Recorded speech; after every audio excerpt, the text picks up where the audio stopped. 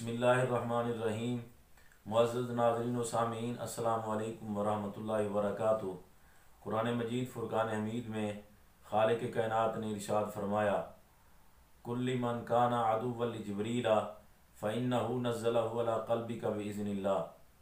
फरमाया, ए महबूब आप फरमा दें, जो जिब्राईल अलैहिस्सलाम का दुश्मन है, बेशक जिब्राईल तो वो हैं कि जिन्होंने अल्लाह के हुक्म से आपके दिल पर कुरान को नाजिल किया। हज़रत इब्न अब्बास बयान करते हैं, कुछ यहूदियों ने आका अलैहिस्सलातु वस्सलाम से सवाल किया। उन्होंने कहा, ए मोहम्मद सल्लल्लाहु अलैहि वसल्लम, फरिश्तों में से आपका दोस्त कौन है? तो नबी पाक सल्लल्लाहु अलैहि वसल्लम ने इरशाद फरमाया, फरिश्तों में से मेरा दोस्त जनाब जिब्राईल है। उन्होंने कहा, जिब्राईल तो हमारा दुश्मन है और मीकाईल हमारा दोस्त है। फरमाया, इसकी वजह क्या है?